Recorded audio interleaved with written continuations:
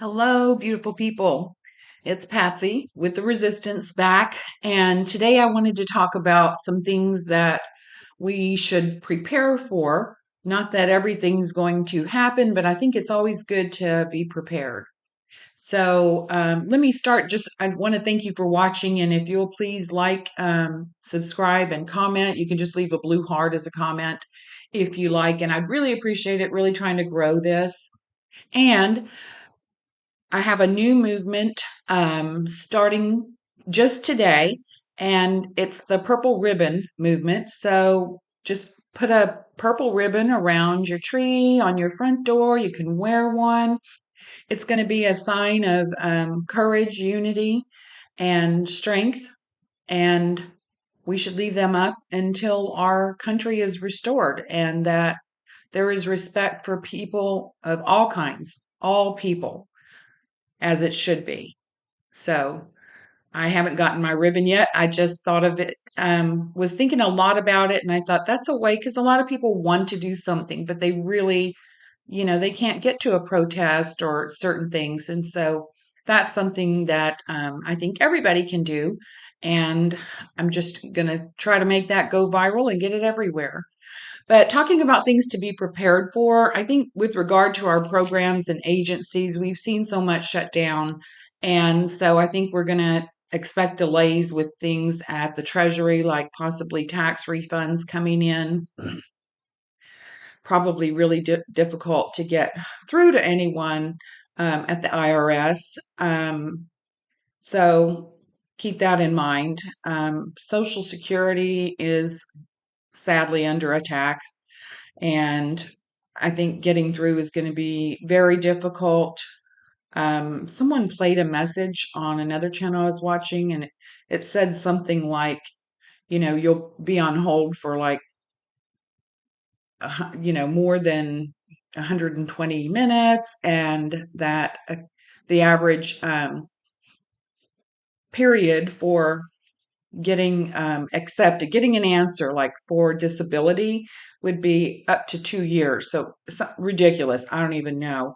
But this administration, what particularly concerns me, and I really hope this doesn't happen, but it looks like they're making everything go that way.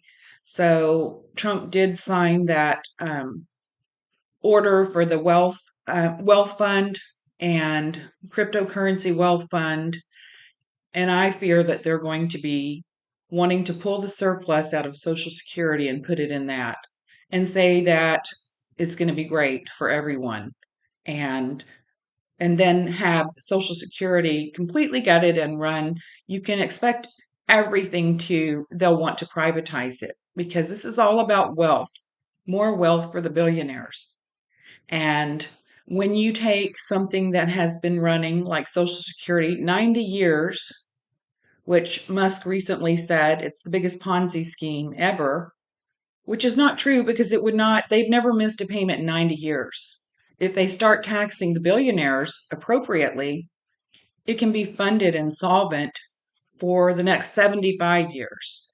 And these are the things we need to stand up for. So I'm very concerned about people who are on Social Security, disability, just all of that. So if you are,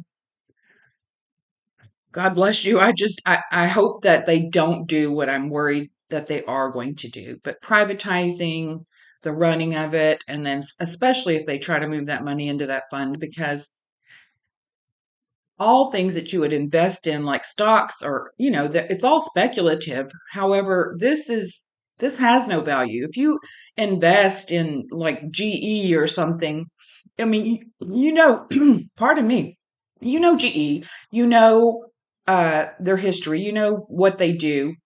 This is investing in basically nothing. It's investing in what you think this thing that you're going to buy, this, like Bitcoin that Trump put out, which had no value, but it's made him, many, many, many millions of dollars that he put out just before taking office.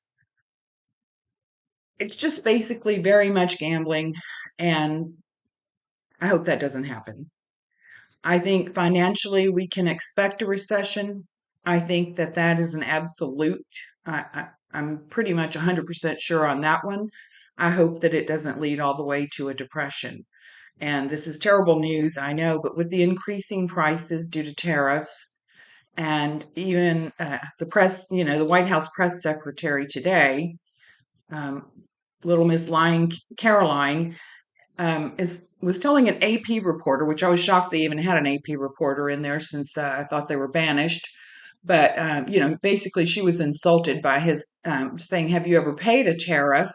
And because it's not the country that you're placing the tariff on that pays it, it's the importer, which obviously that's the case, and that's us. It's a tax on the people. It's a greater tax on the people. Our prices are going to go up for a lot of things. The market is falling. People's 401ks are suffering. So I think it's a great time to put away anything that you can as far as savings, do the best you can and cancel anything that you don't absolutely need. If you have any subscriptions out there, different things that you can do without.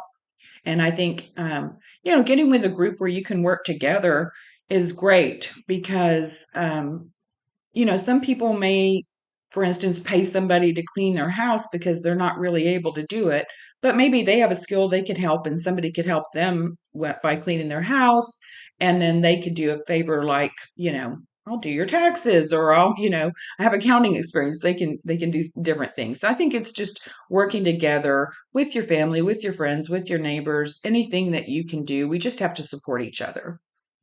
Um, Regarding the protests and everything, I have said that I think that Trump is looking for an excuse to declare a state of emergency so that he can um, put us under martial law.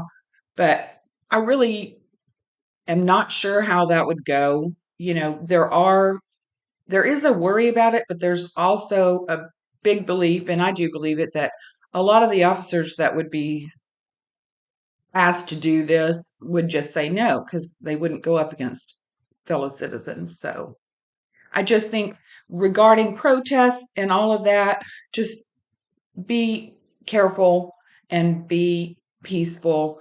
And if you feel uncomfortable at any point in a situation, or if you feel antagonized by another group or whatever, just remove yourself from that situation because it's just not worth it. We're trying to work together, not fight with anybody. And then the one that I'm most concerned about is the false flag event.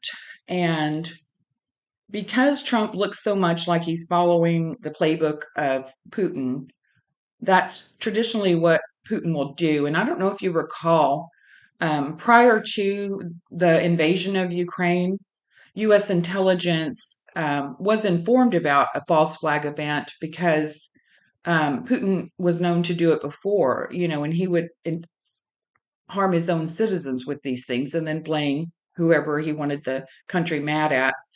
And I hope this doesn't happen. And I don't know exactly how it would happen, but I think we all need to be informed that it's a possibility that there could be a false flag event and some kind of act that is bad, very bad, and that could be blamed on whoever he wants us at the time to be mad at.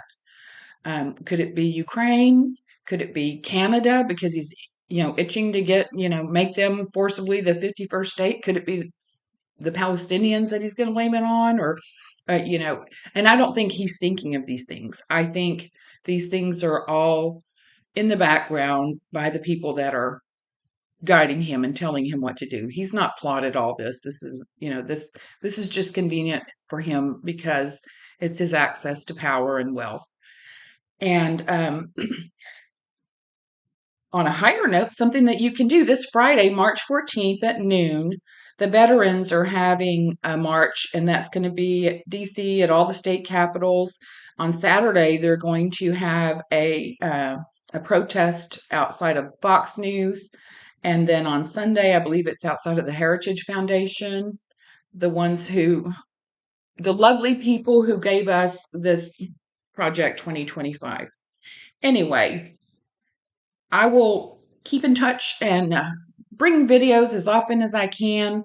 And if you have something you want me to cover because you have questions about a certain thing, and if I don't know, I'll find out before I do a video, obviously. But I would love to have any comments Again, please subscribe. It doesn't cost anything. Nothing on my channel is there that you could pay for. But when you when you subscribe and like and leave a comment, even if you don't have words, leave a blue heart. That really does help the algorithm and help the channel. All right. Thanks. We'll all hang in here together. And I hope that you have a really good day. And I will see you in the next one.